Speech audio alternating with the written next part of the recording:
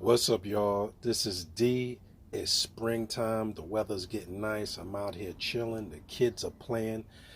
Let's go look at that tub outside in the back. Let's go take a look. From this moment on, you will now be known as Sharkbait. Sharkbait! Ooh ha ha! Welcome, brother Sharkbait. Sharkbait! Ooh ha ha! Enough with the Sharkbait. Sharkbait! Ooh, bop,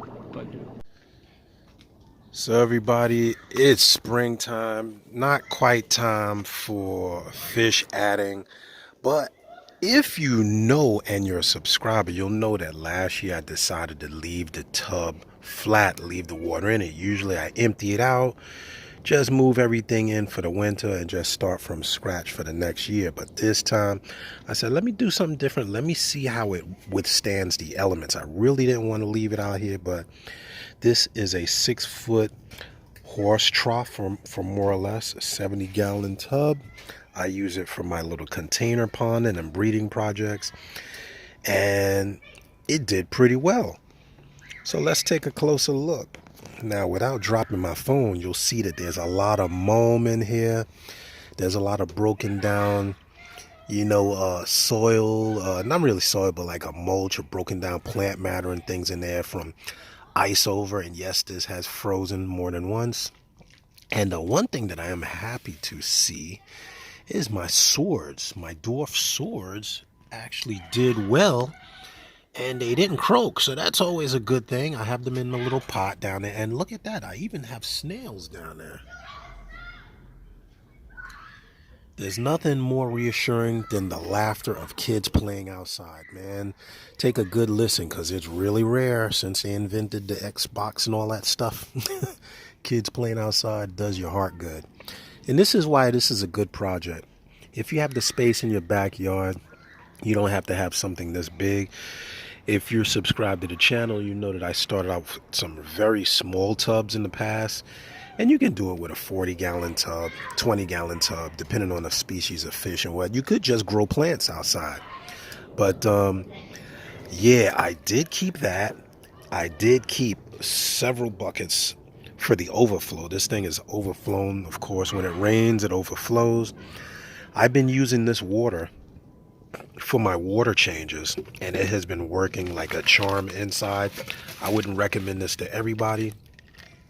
This gets filtered. I let it capture the water in my little bucket. Then I put it through a little screen, some filter floss, and I use it for my water changes on the Super Cube inside. I just thought I would show you guys that.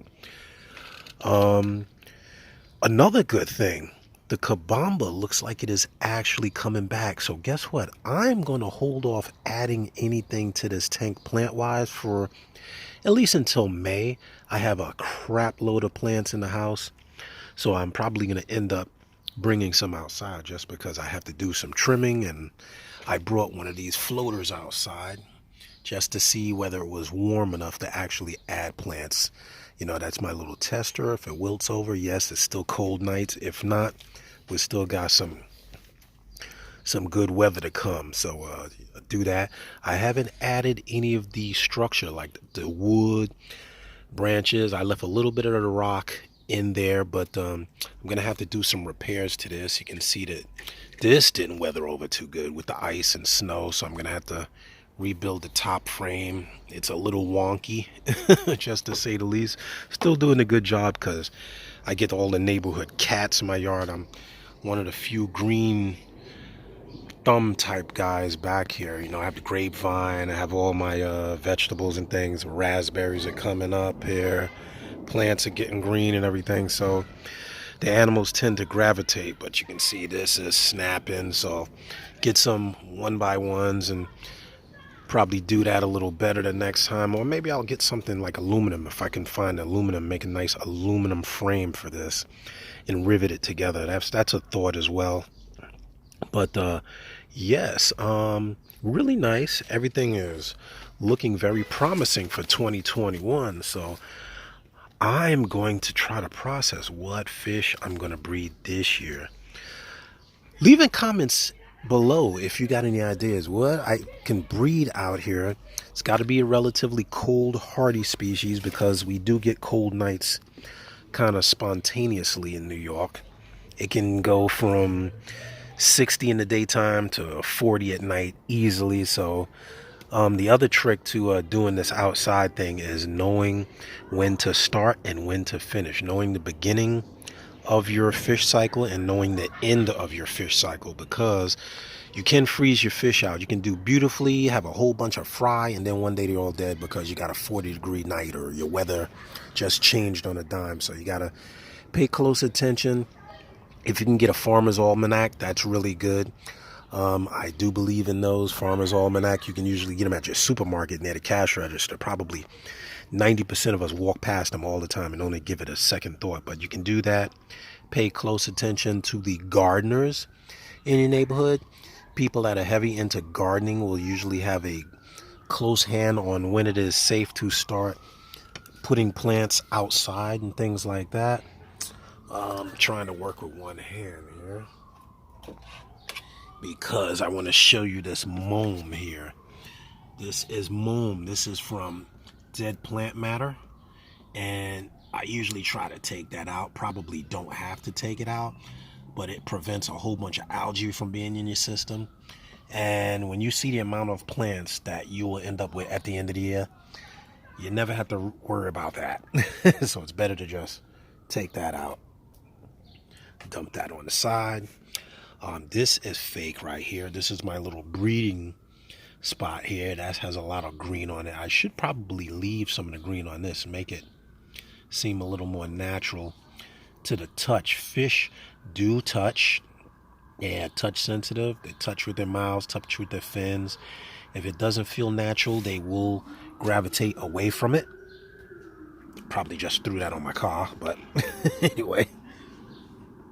Okay, no, I didn't throw it on the car. But this is artificial algae mat.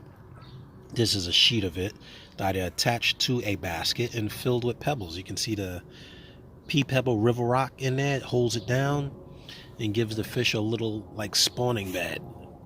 Yeah, see, I just took that off. And I did find a lot of fish love that. Here is a bunch of peat moss. Once again, look at the algae in there. Look at that. Boy, I'm going to take that out. And yeah, I was hoping that my killifish would breed in that, but it didn't seem like they got into this little bucket. Never know, it could be eggs in there. Let's not speak too soon. And yeah, looking very promising for 2021. If any of you guys are doing anything outdoors, shout me out in the comments below. Let me know. I'd like to see your channels. We can trade ideas. If you're local, we can even trade some stuff. I got rocks, I got plants, I got tons of stuff. And yeah, very promising year. The tub made it. Don't try this with a cheap tub because the ice and weather changes will kill regular plastic. If it is cheap plastic, it will crack. Even this I probably won't leave out for a second year straight, because the ice does beat it up a little bit. So that is a close-up on the beginning of the year. I love to film the beginning of the year so that when you compare it to the end of the year, you can feel the comfort in knowing that you can do this too. It's not really super complicated. It's not complicated at all. If you do your homework, study your weather in your area, and put a little elbow grease in. So this is D signing off with the container pond update, hoping that you do it too. Grow some vegetables, get outside, enjoy the outdoors, because stress is a killer. COVID took a lot out of us. We got to get back to the outdoors what little bit we can. I'll be doing some gardening later. Home Depot had a sale. I don't know about you, but I stacked up. Lowe's had a sale. I don't know about you, but I stacked up. And this is me signing off. Get those projects off the ground. The next one, I will show you what's going on in the greenhouse. Plans for the greenhouse. Till next time, see ya.